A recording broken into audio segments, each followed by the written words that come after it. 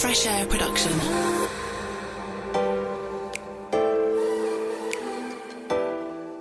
Hello, welcome to this Twitter Spaces session, which we've called Fresh Ears, a useful guide to Twitter Spaces.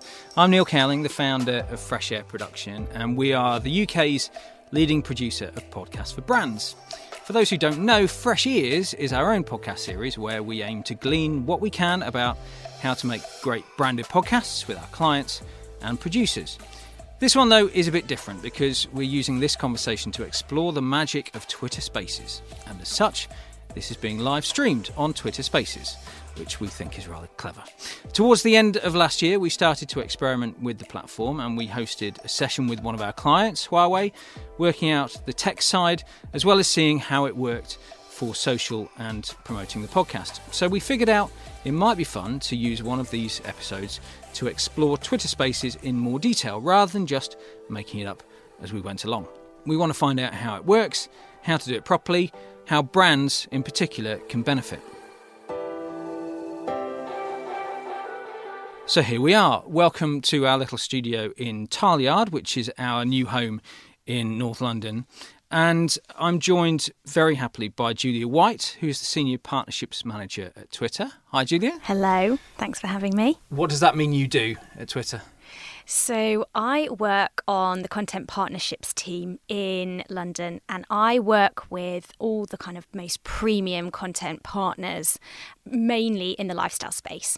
So the likes of Condé Nast, Hearst, Bauer, British Fashion Council. And what I'm really trying to do is help them reach their both organic and commercial goals on the platform. So it's a lot of fun. Sounds great. Also joined by Richard Blake, who is the Director of Marketing and Growth here at Fresh Air. What on earth does that mean you do? Hello everybody. Well, this is exciting, isn't it? I am Director of Marketing and Growth, as you say, and that is all about making our podcast more successful.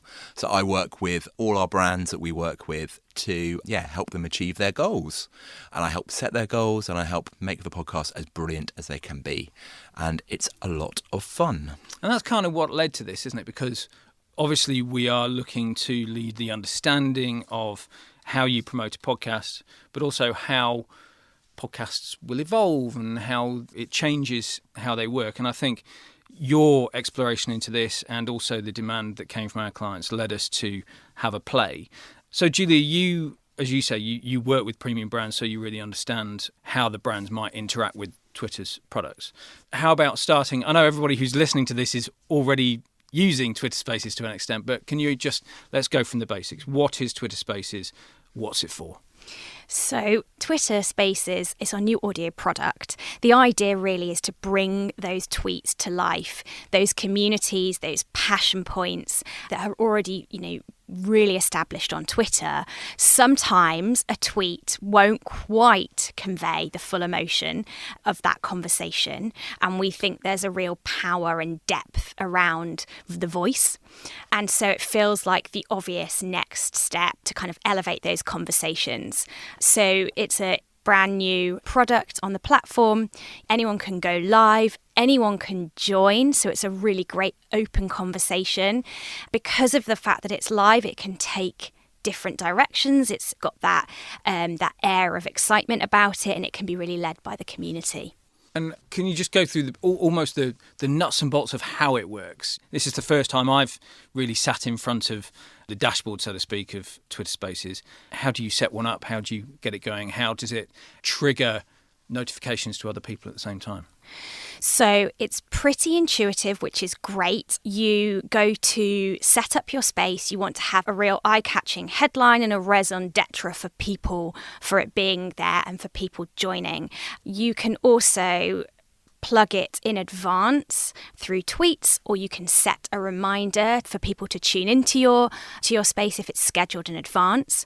Once you're in the space, you will gradually see a visual representation of the people joining your little closed kind of meeting room, this little close-knit meeting room, as you can see now. Which is happening, right.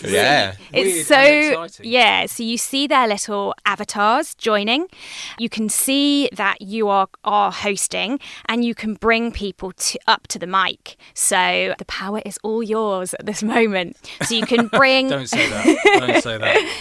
You can bring up to 10 speakers up at any point, and you can also bring tweets into the space. So if you're having a conversation already on the platform, or if you've got a hashtag that's doing really well and bringing together a conversation, you can bring that into the space so that to give a bit of added context. And yeah, you can run it for as long as you like. There's no limit on that.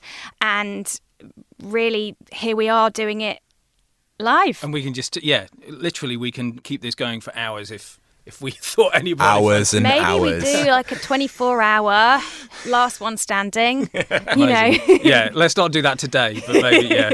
I'm going to ask this question once and then we'll forget about it. But I think given that a lot of the people from the sort of audio production community will have this in their heads. Last year there was Clubhouse. It came along, it made a big noise. We all got quite excited about it. It died away quite quickly for various reasons. Why is Twitter Spaces different to Clubhouse?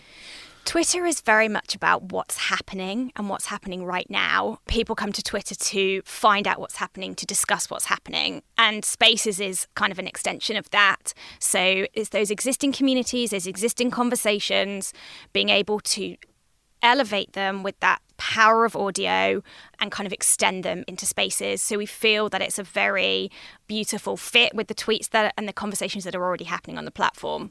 So it's perhaps a bit more like live topical radio than, well, I mean, Clubhouse has sort of descended into being NFTs, conversations.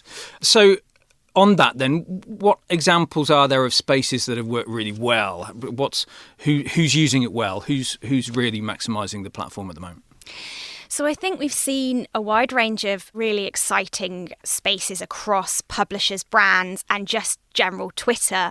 So I think it very much reflects the beauty of the Twitter community in each kind of country. So for the UK, I'm not that surprised that Bin Space was one of our most talk to us about Bin that. Space. talked about. So I don't know if you generally will see people tweeting about, the best thing about tomorrow is the the bin collection is happening. There was a lot of confusion over Christmas as what day Bin Day was, because we didn't know how to I never know when the Bin Day is. It's a huge problem in my life. It's a nice surprise. It is a nice surprise, yeah. So one evening, this kind of chat went further, and there was a lot of in-depth chat about what day the bin collection is, issues with bin collection, and it went deep, as these things can. As deep as a bin conversation. It lasted well into the evening. I think even until sort of like after party 1 a.m. type thing. And there were environmentalists getting involved. There were local politicians joining. Brands were joining to have their say. So it was completely spontaneous, and it really took on a life of its own. And I think that's a real example of how UK Twitter can be so creative and powerful.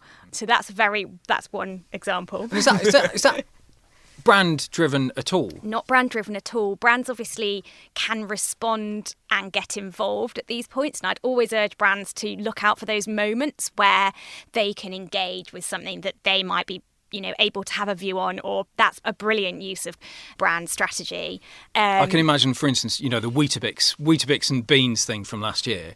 Exactly. I can imagine that expanding into a conversation of on Twitter Spaces one way or the other. I mean, it would be a weird one, but definitely potential. So we had Bin Space, which we loved. We also had slightly more glamorous, or perhaps not. We had a sort of global open karaoke, which was called Sing Your Dialect, which kicked off by a guy called Jacob McLaughlin in Manchester.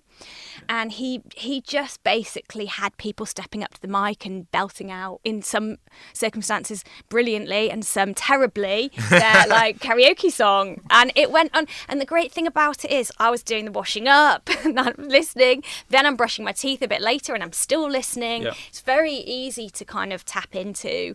And you can step up to the mic. You don't have to be in a studio or nicely dressed. You can just participate.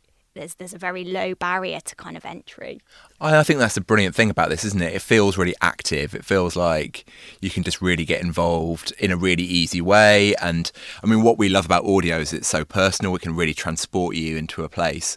But just that really being able to actively engage in a conversation rather than doom scrolling through your phone is really exciting, and I think can really bring the best of Twitter into the audio space. I think it sounds really exciting to me. You mentioned earlier, you spend your time working with premium brands. Are they alert to this? I mean, you're making them alert to it, I'm sure, but how are they seeing that this could bring them opportunities?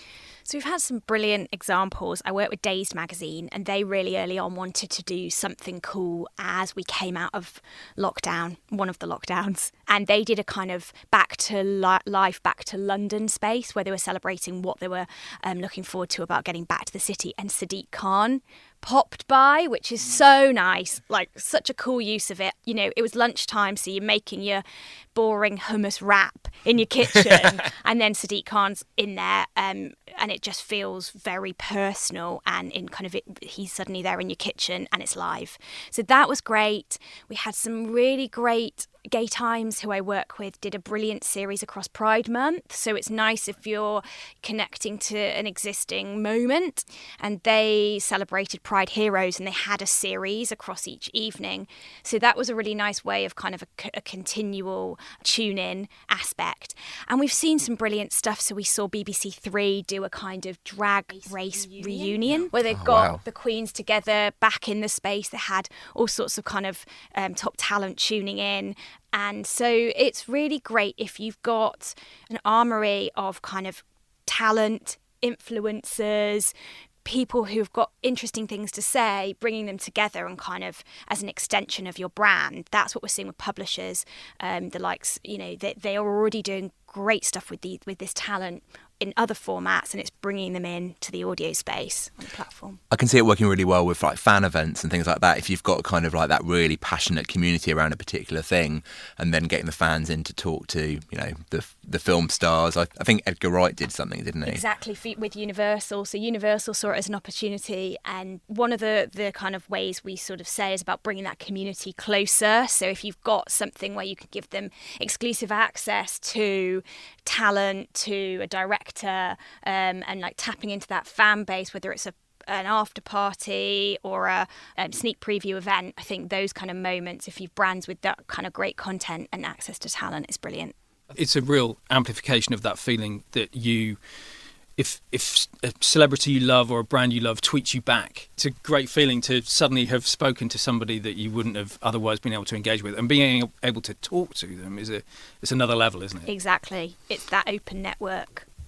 And Rich, so thinking from our point of view of in the podcasting world, how do you think it works from that point of view? How do you think it dovetails with traditional podcasting? First thing, this is really good fun. It's really I'm fun. actually really enjoying myself. I've been on a few podcasts now, but this idea of feeling like you're in a kind of a live environment is incredibly exciting for brands and for some of the people we work with to get really properly engaged with the people who are guests of the podcast or who are part of the community. And I think that's the other thing for me, is about community.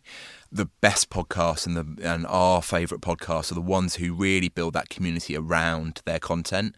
I've lost count of the amount of people who've been talking and recommending podcasts to me recently. There's a real feeling of community around particular things, so that making that community come alive in a live environment and also in a really simple setup. I mean, we got here probably about 15 minutes before we were supposed to go live, and that sense of it was a really easy setup. It was really straightforward, and that allows it to be really frequent. And one of the other things we do quite a lot is to make sure that people are releasing content really frequently, to build that momentum up, to build that audience up, and to keep talking to their audience. I think the other thing about the increasingly kind of non-linear world is that you're listening to that podcast when you want to, but you're not necessarily listening to it in sync with other people as you would sort of with live radio. So I guess with something, for example, I just chained Sweet Bobby.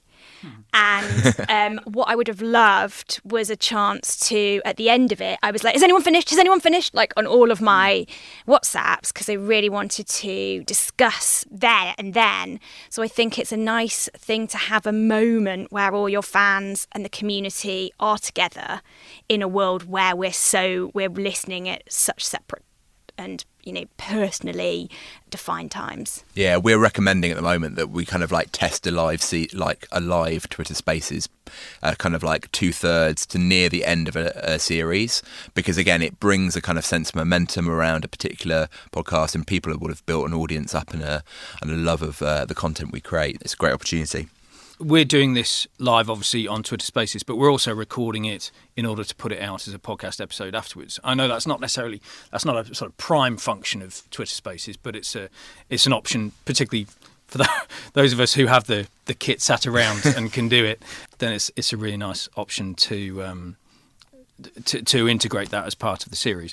What things should people watch out for, Judy? Are there things that they're sort of common mistakes that are made on Twitter Spaces? I think just keeping really up to date, because the technology's moving so fast. So follow Twitter Spaces on Twitter, and they will keep you up to date. So, for example, the recording function, the schedule function to go live. We're constantly making changes to the accessibility, so captions, and making sure that the discoverability of the spaces are improved constantly. You can now co-host up to 3 different people can kind of co-host, and you can share that hosting responsibility between you.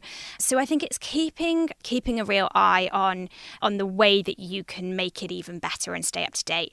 You want to have as good a sound as possible, but equally you want the idea that anybody can, there's definitely sort of total allowance for a free-for-all of wherever you are. If you are in the bathroom brushing your teeth, that you can tune in and have your say, and obviously just making sure your connection is stable so that it all runs really smoothly. But yeah, I think just making sure that you're on top of all the changes, because we're constantly working on it.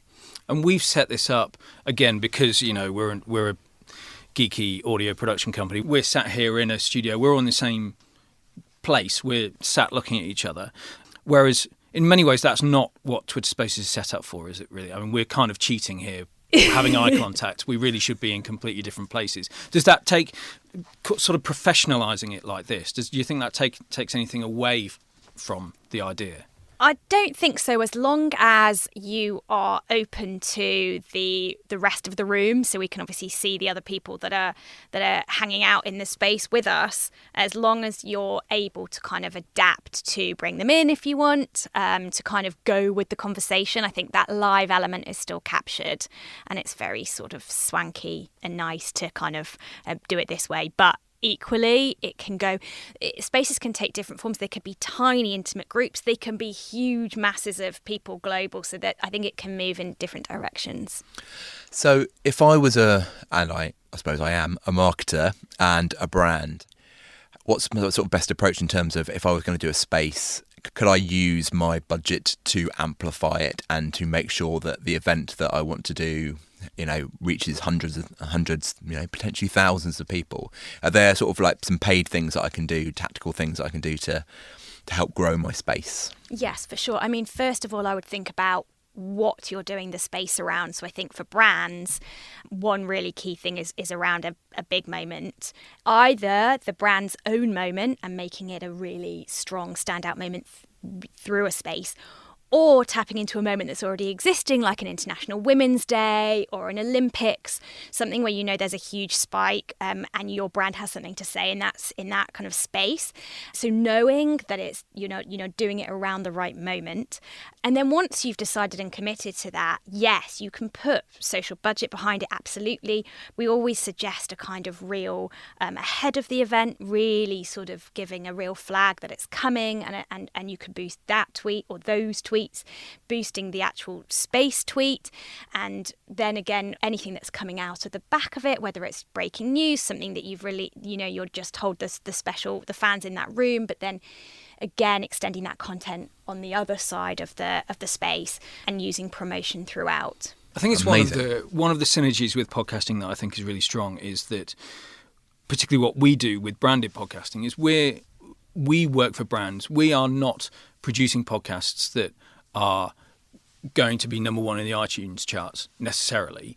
We're creating content that is really tightly targeted to a specific niche of people who have a common interest, and that might be very small. It might be robots in one series we make, or it might be investing in ocean finance in another podcast that we make. So it's quite niche, but again, building that community, being able to tweet people who follow that account. So they're kind of, you sort of know they're interested before you've started. Absolutely. And also with our Twitter targeting in terms of the ads dashboard, you can choose those people themselves. So you can actually put paid budget behind finding those people if they haven't already found you. Amazing. So that's also very useful. And that just enhances that, again, that feeling of community, that feeling of people talking about a subject they love. I just wanted to talk back to Rich for a second, because I was thinking about, you mentioned where it might sit in a series, and we've had a conversation with a client just this morning about doing a live event to finish off a series. But, or to both of you maybe, you know, you could insert that as a debate halfway through. You could have a kind of cliffhanger and a drama that you don't quite know. You know, it could finish as a Twitter space. It could be a response to breaking news, for instance. You know, we do bonus episodes of podcasts a lot, that we sort of almost have the bonus episode there as a reserve to be able to respond to something. Where could it fit in any of those places? Or is there an ideal place for it to sit? Absolutely. I think for me, key is, I mean, Twitter's all about topicality. So for me, that's the best bit, is around trying to kind of, you know, create something really flexibly, quite quickly, around a moment, around something that's happening right now. I'd also say what I love about podcasts and what I love about audio is that emotion, that depth you can bring to a subject, and that kind of, you know, depth of audience engagement. It's so, you know, the attention behind audio is so much different compared to your phone or watching a video. So I think for me, it's about, bringing that community together and having that real depth of emotional engagement. At Twitter, we talk a lot about launch and connect, and using Twitter for that when you're looking at your brand. So it's either a launch moment, and you might so I think that's very much in sync with kind of, you're going to let everybody know this series is here. And through that, and create that launch moment for yourself through interesting influencers or a topic that you know there's being talked about, the real reason behind the podcast. And then connect, which is about connecting with what's already been talking about, what's happening. So you could see it like that. You could have a real launch moment. You've created the launch moment for that specific brand, that specific podcast. You know that the interest is already there. And then a bit later, you connect either with the discussions that are going on social, or on reviews of the podcast, or, like you say, a news event that's happening that may tap into that interest area of the podcast, and you kind of feed into that too. So you could kind of pre-plan that, couldn't you? It doesn't have to be topical and reactive in a way. If you've got a sort of pillar of your story, if you've got a 12-part podcast, you've got a pillar of your story that happens to be at episode 7, then you could plan a Twitter Spaces that you know is going to land around that time, that capitalises on that narrative. Yeah, we've had loads of times when we've thought about that, haven't we, of kind of like, oh, we're going to peg this episode around a particular anniversary or a particular moment. It could work really well for that kind of thing. Brands and publishers was my other thought, in terms of sort of differences between how they work and how they use podcasting differently, and probably use this space differently as well. So I think that publishers is very much about tapping into the content they already have. So they're very content focused. Their content is their product, basically. So I think they are free to sort of be very creative and pull on that kind of that community and that content they're already creating. And actually, one of the things, talking about kind of brands and publishers, one of the things that I do is bring together sponsorships. So it'll be a brand whose kind of campaign and ethos really aligns with a certain publisher. They would want to align with that content. So we're working on what we call sponsored spaces.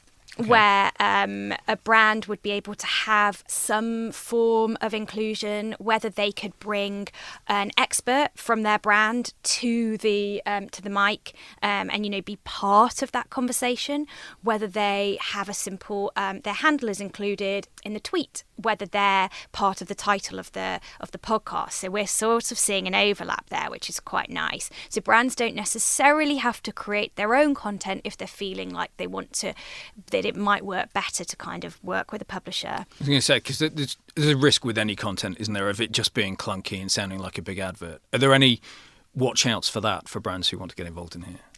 I think it's about being led by the publisher. So when we work with our publishers, we have a very clear steer from them that this is an editorial, this is being run by the editorial team, and it's about their editorial sort of decision making. And they will often be very smart, very clear about where that line is. So we definitely wouldn't want to over kind of populate with brand signalling, but I think there's a subtle way of doing it. And also it's about relevance. So it's about an understanding that brand fit does work, and they're going after the same audience and the same sort of campaign. Yeah, we're definitely, we're doing that a lot already. So I think it fits perfectly here.